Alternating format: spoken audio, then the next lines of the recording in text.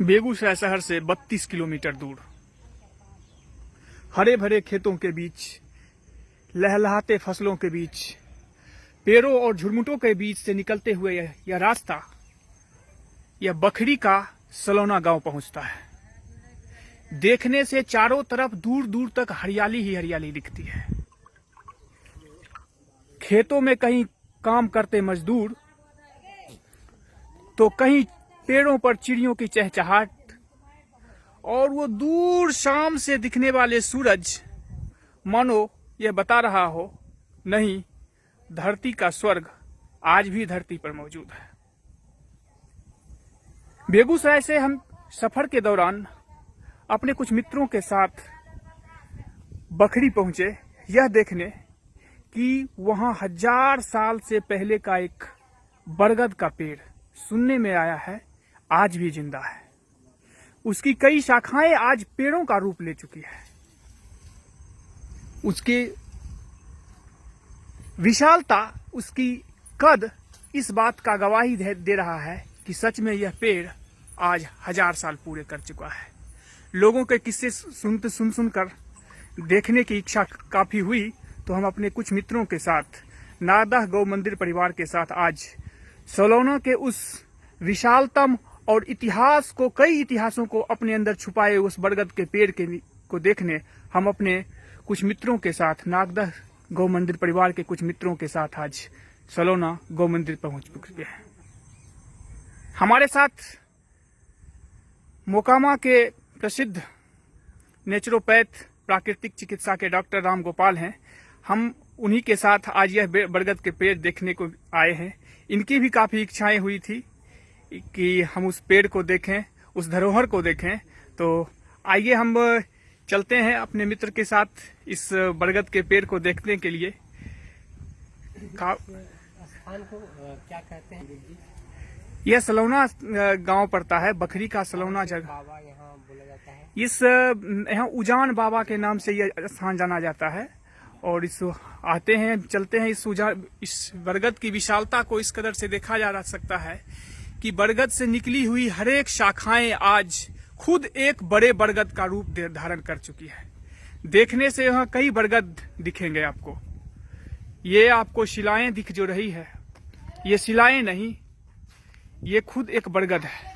लेकिन आप ऊपर से जब देखोगे तो आपको महसूस होगा कि यह बरगद का पेड़ नहीं, बरगद से निकली हुई उसकी ही एक शाखा है। अपने धीरे धीरे हम अपने धरोहर को देखने के लिए आज उस बरगद के करीब पहुंच चुके हैं। उसकी विशालता, उसकी धरोहर, उसकी महत्व आज खुद वो खड़े होकर बयां कर रही है। राम गोपाल जी, आप काफी दूर से यहाँ पहुंचे हैं। मोकामा से आपकी इच्छा हुई थी कि हम उस उजान बाबा स्थान के पास के उस धरोहर 1000 साल से ऊपर के बरगद के पेड़ को देखें। कैसा लगा है? वास्तविकता में अद्भुत है। ऐसा कल्पना भी नहीं किया जा सकता है कि 1000 साल पुरानी पेड़, जिनका हर शाखा एक पेड़ का रूप ले लिया है, और वास्तविकता में ये एक रमणीक जगह है जो प्रकृति को दर्शाता है कि प्रकृति अपना रूप कभी भी किसी भी तरह से बदल सकती है। और बहुत ही शांति महसूस हो रहा है। एक लग रहा है कि इस स्थान में वास्तविकता में एक ऊर्जा है, एक एनर्जी है, जहाँ पे आने पे मन को काफी शांति और अंदर से प्रेरणा मिल रही है। ऐसा लग रहा है कि काश हम यहीं रहते और बार-बार आने की इच्छा जाहिर करेंगे यहाँ पे। राम गोपाल जी, आप ऐसे बहुत जगह घूमने भी गए होंगे, कई तरह के इतिहास को भी देखे होंगे, देखा होगा आपने। नालंदा गए होंगे, बोध गया गए होंगे, कई तरह के जंगल भी घूमने गए होंगे, पहाड़ भी घूमने गए होंगे। लेकिन यहाँ के इस वृक्ष में, इस बट वृक्ष में कुछ विशेष इसकी गुण है, इसका कुछ विशेष गुण है। क्या आपने इसमें अद्भुत देखा? अद्भुत यही देखे कि पहले तो जैसे कि बोला गया हमें कि 1000 वर्ष पुरानी जो यहाँ पर पेड़ है, जो यहाँ पे उज्जैन बाबा पहले आकर के रहते थे, उनकी जो भी तप की गई इस पेड़ के नीचे, तो उनकी जो तप के द्वारा इस भूमि में, तपोभूमि में जो ऊर्जा संग्रहित हुआ था, वो आज भी यहाँ पे महसूस किया जा सकता है। और ये वास्तविकता में है कि यहाँ पे ऊर्जा है, ऐसा फील हो रहा है। ये सिर्फ एक घूमने के स्थान नहीं, यहाँ पे देखा जाए तो एक साधना का स्थान कहा जा सकता है। यहाँ पे रह करके साधना किया जा सकता है। बिल्कुल बिल्कुल। अगर शांति की तलाश में हम फिरते हैं इधर उधर, तो आपको किसी दूसरे जगह जाने की आवश्यकता नहीं है, किसी पहाड़ों की कंदराओं में जाने की आवश्यकता नहीं है, तो जो भी गवर्नमेंट के परिवार आए हुए हैं, किसी जंगलों में जाने की आवश्यकता नहीं है। आप यहीं बेगूसराय में, बेगूसराय शहर से 30 किलोमीटर दूर उजान बाबा स्थान के इस बरगद के बट वृक्ष के नीचे आप ध्यान लगा सकते हैं, शांति प्राप्त कर सकते हैं। इसी क्रम में हम अपने साथ आए हुए हैं, सर हैं, ये सर हैं हमारे भरत सर हैं। ये कहने के तो अब दाढ़ी मूछ आप देखकर इनको सन्यासी नहीं समझ सकते, आप मान सकते हैं। दरअसल देखने में भले ही सन्यासी लगते हैं, वास्तविकता इनके पीछे कुछ और है। ये खुद IITian है, साइंटिस्ट रह चुके हैं।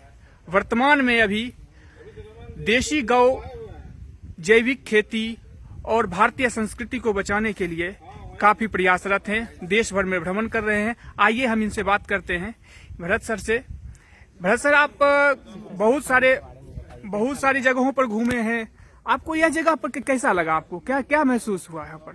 यहाँ आने के बाद यही मुझे लगा कि यहाँ आकर के शांत हो जाना चाहिए, बक छूट जानी चाहिए जो है।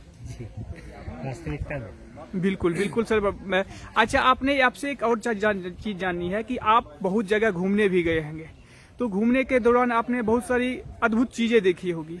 यहाँ क्या अद्भुत चीज है जो लोगों को आकर्षित करती रहती है, आपको भी आकर्षित किया है? ये तो नेचर के गोद में है, और नेचर अपने आप में एक इतना बड़ा आकर्षण है कि जो उसके आकर्षण के सामने तो कुछ नहीं दिखता है उसके पैरेलल में जो है।